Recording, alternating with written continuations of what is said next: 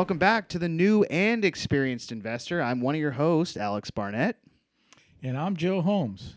Yes, and today's guest, we have Ryan Mitchell. We're going to get to know Ryan here in a second, but I guess let's just tell everybody right now, right off the bat, how do you guys know each other? So Joe is my father-in-law. That's how I got started in the business almost 10 years ago now. So Wow, it's been that long. close. Damn. It's going on 10. Okay. Yeah, let's quickly talk about the elephant in the room. Ryan, how tall are you? Well, I'm sitting down, so you can't tell, but I'm 6'7". Not fair. Yeah, Ryan will probably go into this, but we started the first 3 flips together, and we're actually in there flipping the property and fixing it ourselves. And the deal we had was I did everything low, and he did everything high. That's fair. That makes a good team right there. Play to each other's strengths. Yep. Okay. Well, I guess, yeah, go ahead and tell everyone, how you got into real estate and maybe what you were kind of doing before that and then what led you to make that decision. Yeah, so I got into real estate, like I said, almost 10 years ago now. The first step I made was actually I went and worked for a contractor. It was one of Joe's friends. He suggested, I was in between work and, I go into like where I started before that, but I quit my job. I wanted to get started in real estate. And first thing he says, get your real estate license and go work for a contractor. So I did that making, $10 an hour. It wasn't really about the money. It was about learning the construction experience that now, I have. So did that not that long, maybe 6 months. Once I got my license, I came to Joe and said, I'm ready. I didn't want to be a real estate agent. That was not the goal of getting my license. It was more to represent myself, buying and selling flips. So came to Joe and said, I'm ready. Let's find a flip. Found it on the MLS. And like Joe said, we did all of the work on those first, maybe we did like 5 or 6 flips, I think, where we were literally doing all of the work, the flooring, the paint, top to bottom, we were pretty much doing everything.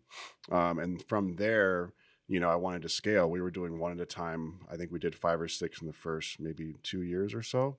And I wanted to scale, so hired a contractor, started doing 2 flips at a time. We bought our first 2 properties, and then really just added on from there, kept snowballing the money, rolling it back into the business. And now, almost 10 years later, done over 100 flips in Southern California. And, made a little business for myself.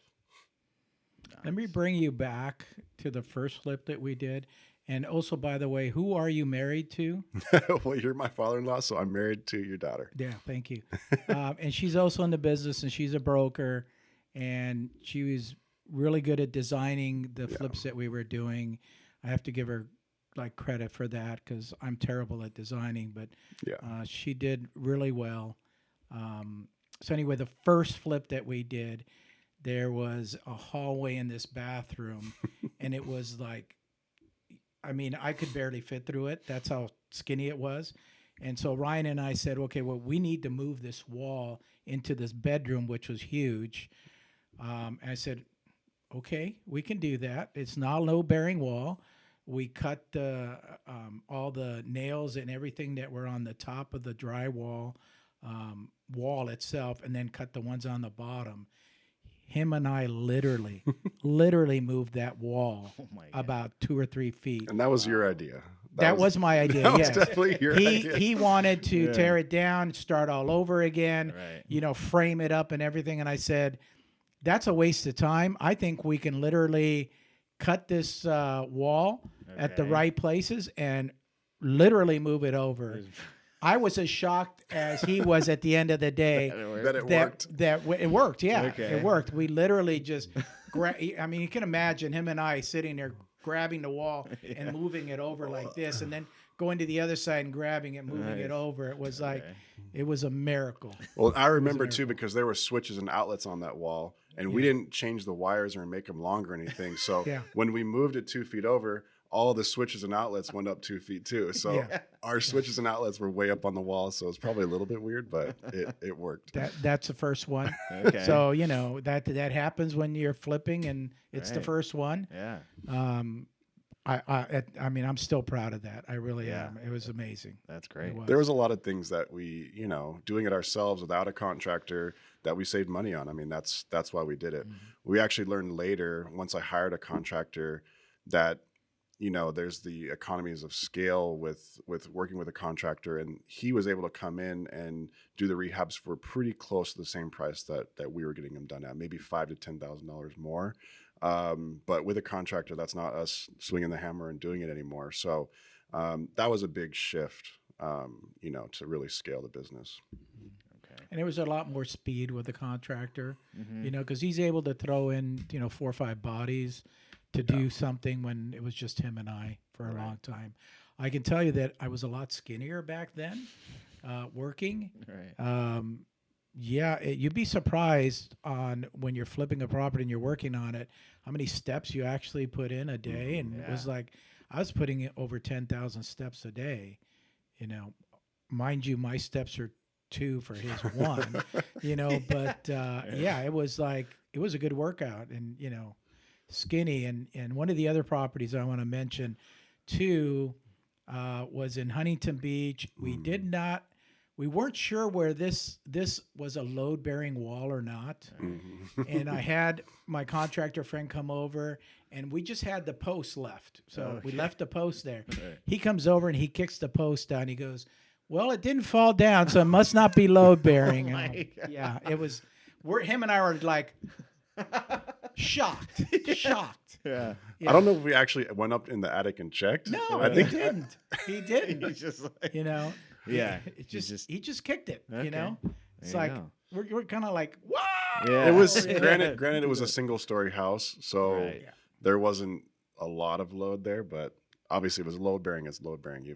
But so we Okay. found out that way it didn't sag, it didn't move, so Wow. we moved on. There you go. But the important part in doing that was that I learned the construction process like really, really well, Mhm. and I use that to this day. Obviously, when you have that experience of doing all the work yourself, you don't get it taken advantage of by a contractor. You know how much things cost. I mean, I could probably go take my contractor's test, maybe study a little bit and pass it. So I know enough now that, it just rehabs just go smoother. They're a little bit easier. I know how to work around problems a little bit easier and just kind of make things happen. So Okay. What was your least favorite thing to work on when you were like, oh God, we got to do this now? I didn't never like painting. A lot of times I mean, I have pictures of myself in a paint suit. Spraying it that's on? like 2 sizes too small. They're Yeah. like it's like up to my like shins. But yeah, painting was always tedious and Right. didn't like that. There was a lot of stuff that I did like. I'm detail oriented, so like tile was fun for me. I mean, I actually enjoyed a lot of the work that we did. Okay. So We were flipping this one property. I think it may have been the Huntington Beach one again, and we needed to put sod in a front yard. And I told Ryan, I says, my dad and I have done this before. It's all about getting a rototiller, getting out there, then leveling that off, and then just literally putting the sod on there. And we ended up doing that. It was a lot of work. Let me Yeah. tell you, it was Okay. a lot of work to do that. and we had one guy helping us too, I think. Yeah, Yeah. but yeah, I thought that was fun. Doing that. Okay. Yeah. I mean, everything was fun. I think we both had a lot of fun doing it. Yeah, it was a really good experience. If I were to go back and do it again, I would probably at least do 1 or 2 flips myself, maybe not 5 or 6, but I would do the same thing over again just because of the experience and the knowledge that you gain doing it. Mhm. Okay. I didn't scale it as fast as we probably could, Yeah. but there's a lot of important lessons there. So. Absolutely. And then, where were you guys finding these deals? Where were you guys, getting? I your mean, that leads was also a really fun part. Is in the beginning we were buying foreclosures. This was back in 2013 to 2016, 2017 when foreclosures were plentiful, and you can go to the courthouse. I mean, there's multiple people, the big sharks that are there bidding against you. But that was one of my favorite parts too. Was going there. We had cashier's checks for 500-600 grand sometimes, and we'd go down to the courthouse and bid on these properties and buy them that way. I mean, that was a blast. Ryan liked actually the bidding process as Mhm. well. So he had a lot of fun. My daughter decided, well, she wanted to do it once to see how it was. She did it once and said, "I'll never do that again." It was. She said it was too stressful. Right. And it's like says she had all this money, and I said, "What do you mean you had all this money? You had paper in your hand. Right, right, Don't right. think of it as money. It's Yeah. just paper." And you're bidding. You're looking at us. Those guys are on the phone. They're like, maybe I was at the house at one point, kind of saying, this is what I found over here. Maybe you can bid a little bit more, but keep your number at this number. Nice. He's at the courthouse, and Okay. he's on the phone with me, and we're kind of conversing back and forth. But that's how they are over there anyway. Oh, right. And they're like this. I mean, they're like literally like, Yeah. It's I don't want you to hear what I'm talking about. I don't want you to get any numbers from me. Right, right. 550. Yeah. Okay. Next. Yeah. That's how they are at the courthouse steps. Okay. Wow. But that was a lot of fun. Oh It my was. God. It's like an adrenaline rush, Yeah. It is nerve wracking a little bit, but it's Yeah. so much fun, Yeah. especially when you win a property. I mean, I actually bought one of my primary residences as a foreclosure too, and I just remember the guy that I was bidding against kept looking at me because I was buying it. I was buying it for myself, so I didn't need that huge spread. Yeah, yeah. When He's he was like, "What are buying you to doing?" buying it to flip, Yeah. so I just kept going and going. I was getting a good deal no matter what I Right. did. So yeah, it's just those are good Yeah, good and that good was times. one of the regular big time flippers Yeah. that was there. And he would only bid on properties in South Orange County. Mhm. This property was in Aliso Viejo. Right. And he came up to him afterwards. He says, "Are you buying this for yourself?"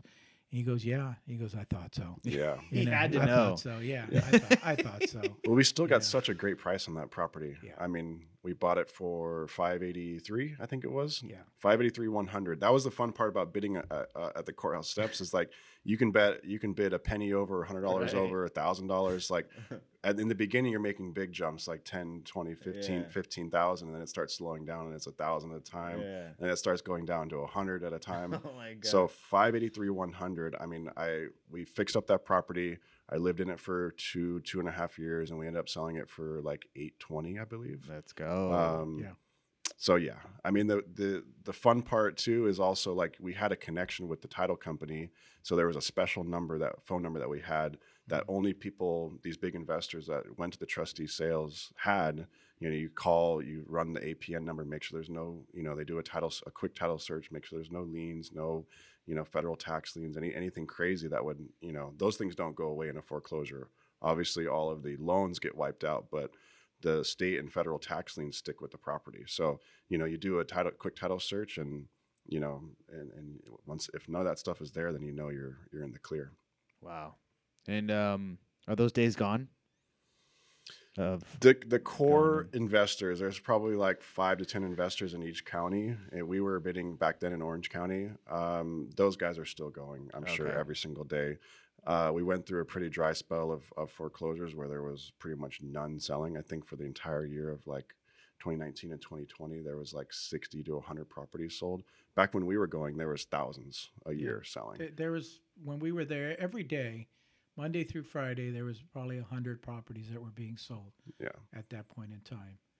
And so, you had your you can pick and choose whatever you want, whatever area you want, new or older, whatever, and then buy it very easily at the courthouse steps. And I would say the courthouse steps is probably the most profit you're going to make buying it there, because remember, most of the time you're buying it sight unseen, so you're bidding a lower price than anybody else out there. Wholesaling would be next, and then once it gets on the MLS, forget it. You're going to pay too much. right. Mm-hmm. Okay. So let's jump forward now to kind of sort of present day. Mm-hmm. Now you're flipping. What did you do last year? How many properties would you say? I think I closed 15 or 16 properties last year. Wow. So how do you go from doing, a couple a year to up to there? Is it a gradual thing? Is there a certain system you put in place? Did you hire somebody, or what's the biggest catalyst? Well, I mean, in the beginning, we were paying cash. So we had a limited amount of cash, which was still a lot. Buying properties in Orange County, we had enough to buy maybe 2 or 3 properties, and then we were tapped out. So the biggest shift that we made is going to hard money, to then only put 10% down on a property. I mean, you can buy so many more properties with the same amount of funds. So that was one big shift that now, I think I own 15, 16 flips right now at one time. And the amount of cash in the business hasn't grown a tremendous amount since then. So that was the biggest shift. And of course, you need a good contractor, you need your own subs. And that stuff kind of comes with time and experience of going through that process. But yeah, that is the biggest shift, is finding a really good hard money lender and putting the least amount of money down on the property as possible, so that your cash will stretch way further, and you can buy way more properties. Okay. And then so you're starting to work with the hard money lender, are you're not putting 10% down right away. Is it because you've done a certain amount that you can get that, or do they make you put 30 and then move down 20? No, as a brand new investor, you can still put 10% down. It's just the interest rate and the points are going to be higher. Gotcha. You can still do 10%. Okay. Yeah. Okay. So then you just have to work that into your numbers. Yeah. Okay. Yeah, I mean, as a brand new investor, you're probably paying anywhere from 10 to 12% on the rate and paying probably 2 points. I'm paying 1 point, and I think interest rates have gone up a little bit, but I think I'm at like 8 or 8.5%. Nice. So, Okay. Wow. but it's 90% of the purchase price, so 10% down, plus they will fund all of the rehab costs. As long as that total loan amount doesn't exceed 75% of the after repair value. Oh my So gosh. I'm actually pulling rehab funds now on every single property. And if I need them, I draw them. If I don't need them, it stays there. But it's just a great tool to have to help you with your cash flow and again, scale and be able to buy more properties, because those rehab costs are being funded as well. Absolutely. And then, speaking on the rehab, you don't just have one crew working all these, right? Do you have multiple now, or how have you built that out?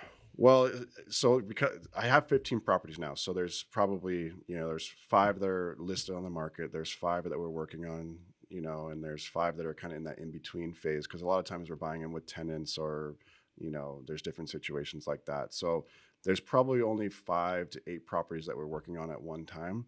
So yeah, I've had to use different contractors. I have a lot of my own subs, and going back to that, experience I gained, doing the construction myself, it really helps.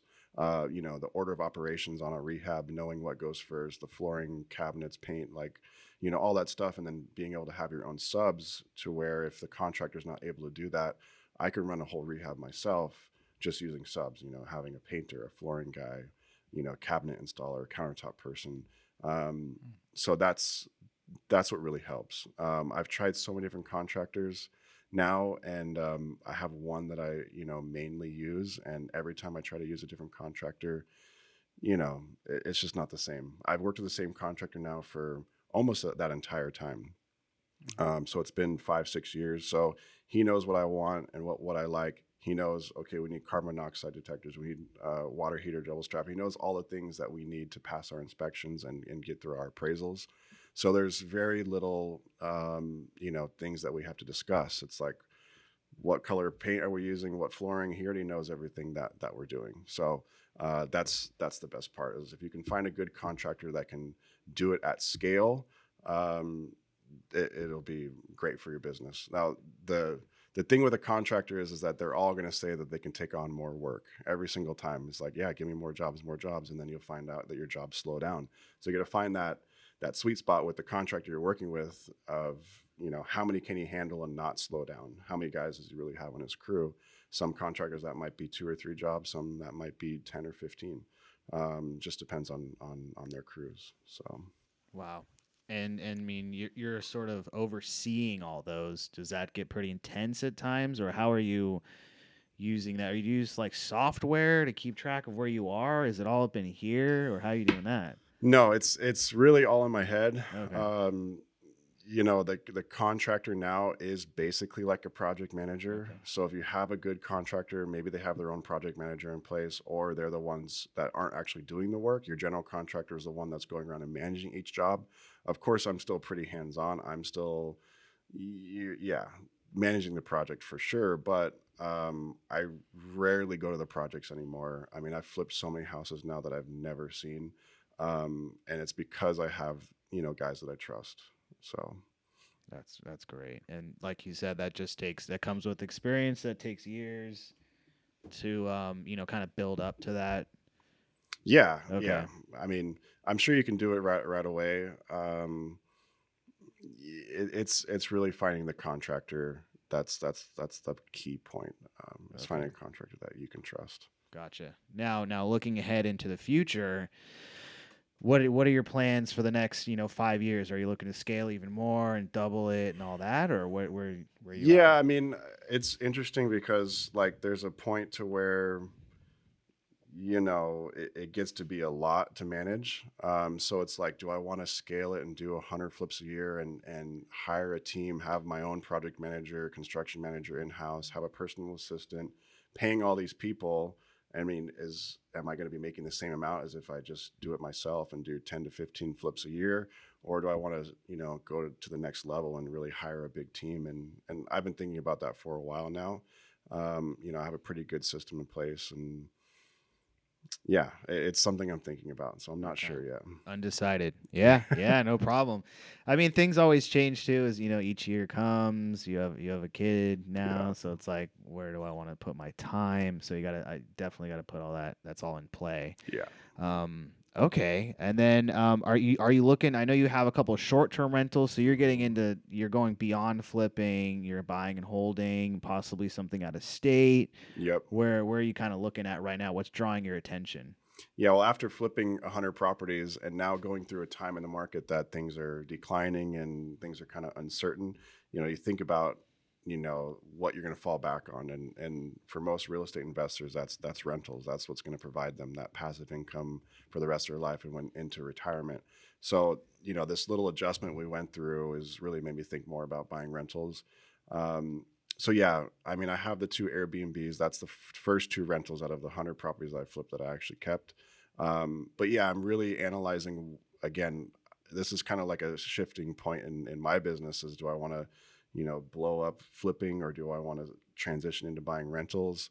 I think there's a sweet spot. I mean, I know some investors, some flippers that will keep every 4 or 5 houses that they flip. So they flip 5, keep 1.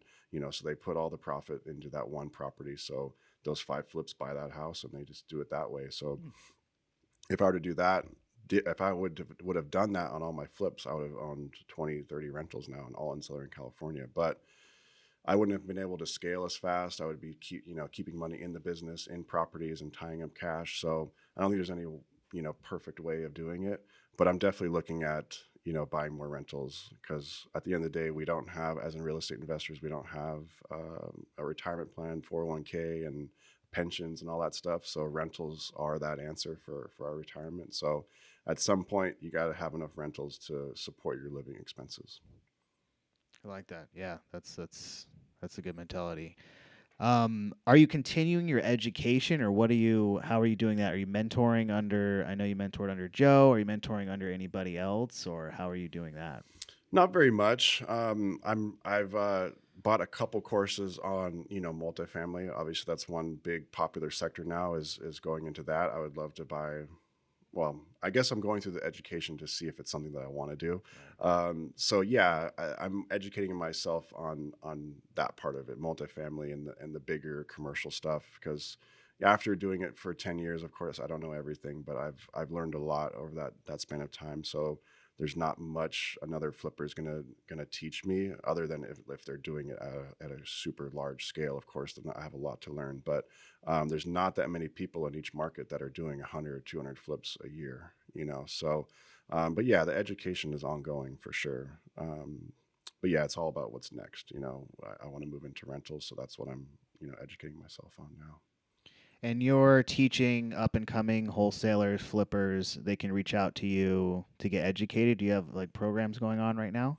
I do. I don't push it. I don't advertise it that much. I have a one-on-one mentoring program. I am working on developing a course probably by the end of the year. Some point it'll be like a flipping and wholesaling course.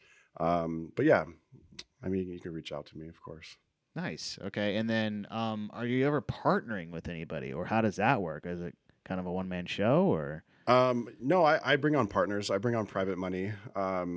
Some of the people, depending on how much funds they have, they can either provide the gap funding, which would be the difference between, my hard money loan and what the purchase price is. So some, depending again on how much people have to invest, they can either provide the gap funding, or people that have a little bit more money, I place them in a property. They own the first trust deed on the property and get 10 to 12% interest. So I'm just closing a property tomorrow with the private money lender that's a friend of ours, and she's funding the entire purchase price of the flip and paying her 12%. So yeah, partnering. Of course, we're always looking for deals. If you have off market properties, then that's one way we can partner. Or if you want to invest, then that's another way we can do it. And how do they find you? How do they reach out to you? Instagram, my handle is Ryan G Mitchell on Instagram. That's probably the best way. Okay. Gotcha. Anything to add, Joe? No, no, I'm very proud of him, though. I can tell you that. Okay. He started. I don't think we went into what he was doing before that. He was at a sales job, Mm-hmm. and I think you were making what 60. I was something a making year? $36,000 God. a year plus commission, but Yeah. the commission was very little. So yeah, pretty much 40, 50 grand a year. Yeah, and And the first flip, how much? the first flip, we netted 86,000. I think my cut, my generous cut, thanks to you, was I think I got like 60 grand of that. Woo. So yeah, that Yeah, was you're more like, than I "I'm was done." making. Yeah. I mean, I had already quit my job, so Yeah, went okay. I went all in anyway. Yeah. But of course, if I was working, that would definitely make me quit. Okay. I made more than I was making in a year, and I mean, I think the flip maybe took us 4 months. Yeah. So Yeah. yeah, that's a game changer. Oh my god. Yeah, totally. Yeah, it's like that first big chunk, it just changes your mindset, it changes your view of everything where I mean, I know with me I was like $100 is a lot of money. And then I went to like $1,000 is a lot of money. Now I'm like it's only 10 grand and then it's going to be like it's only 100,000. What the So just that mind shift though blows your like just your opportunity levels open, because now you're seeing the world in a different light. It's really wild. Yeah, once you flip your first property and make that first big check, I mean, there's no better feeling. And the big money is not in checks, and it's in wire transfers. So that was a wire transfer that hit our account. But that's not as Instagrammable. Yeah, Just like walking out with the big check. What up, y'all? yeah, yeah. No, it's a game changer. You get a little sense of security. Your bills are paid. I mean, going from broke to 50 grand in your account is yeah. You're king right there. Yeah. I like this. How you made him do you said get your license and then go work for a contractor. What if he just didn't do that? What would have happened? What if he was like, oh, it seems Then, hard. I'm gonna then snowboard. We wouldn't be here talking to you today. Oh honestly, yeah. Because over the last 10 years, I think I've met with over 500 people that wanted to invest in real estate in different fashions, and I mean, I can look at my hand and tell you how many actually followed up with any of that stuff. I think that's why gurus out there who sell, their fix and flip course or whatever it is for thousands of dollars, which I do meet with these people who pay this, end up doing that because they know that 98% of the people they sell this course to are never going to do anything at all. They're never going to follow up. It's usually found underneath their bed. I tell them all the time, where's it at? Underneath my bed. Pull it out, put in front of the vanity where you brush your teeth every morning so that embarrasses you. You have to do something if you're looking at it every day, right? So get out there and do it. He listened. He obviously listened to everything I said. And yeah, we moved forward. And, back to that original first flip, there was a lot of firsts that went on with that. I'm on a cruise. I'm in LA getting ready to leave on my ship, and I get a call, and it's from the neighbor next door to that. He goes, "What's going on over there?" And I go, "I don't know. What's going on?" He goes, "Somebody's pounding the wall in my bathroom. My bathroom tile is almost ready to fall off." And I go, "Okay, let me take care of it." I call Ryan. I go, "What are you doing?" He goes, "I'm pounding on the wall." because I need to remove this. I go, stop. I go, you've gone too far. Don't pound anymore. If you're at the brick, that's it. That's all we want. Don't go any farther than that. And it's like, yeah, so many different firsts that you learn from on the way. It's just amazing. I've been doing this for over 40 years, and this is the same process that I went through with my dad, and he was hands on all the time, and he never hired contractors at all. It was him and me, just there with hammer and nails and doing whatever needed to be done. And so when he came to me and I asked me to do this, I said, okay, well, I'm not going to give you my money until you learn the business from the ground up. And he actually did. Yeah. Very proud of him and my daughter both. Yeah, it's important if you are presented with an opportunity, a mentor that's generous enough to show you the ropes, that's been in the business as long as Joe has. It doesn't necessarily have to be that long in the business, but you have to take advantage of those opportunities. I would not have been here if I did not meet Joe and I've had other mentors as well along the way, and you want to soak up as much information as they have to provide. So take advantage of the opportunities, and that's the biggest lesson. That's great. Wow. Inspiring. I got to tell you. I hope I'm right behind you, man. I'm trying. Okay. Well, yeah, you guys reach out to Ryan, hit him up on IG. I know you're starting a YouTube channel. He's all over socials. Mm-hmm. So send him your deals. I guess, where do you see the market heading right now? Just give us your crystal ball.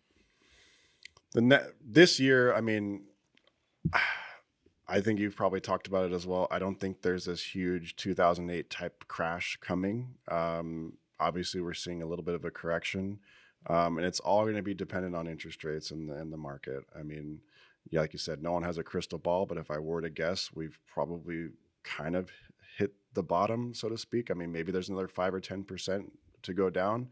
But if you're looking to invest and flip properties, you just account that into your numbers. If right now there's so much more opportunity. All you have to do is take your ARV, subtract 10 to 15%, and do your numbers from there. And you cannot make a mistake. If the market goes down another 10%, you already accounted for it in your numbers. If it doesn't, you got 10% more profit there on your property. So you can flip in any market. People were flipping back in 2008. They were just doing the same tactic. They calculated how much the market was going to go down, and they just took that off. Back then it was 3 to 5% a month. Take that off your ARV. The hold time is going to be 6 months. That's 18 to 25%, whatever it is. Subtract that from your ARV and move forward. That's how you flip in any market. There you go. That's like $1 million right there. Boom. Free for you. So yeah, let's wrap it up. Make sure to subscribe to the podcast, share with your friends, and we will see you guys next week. Joe, anything? No, we'll see you next week.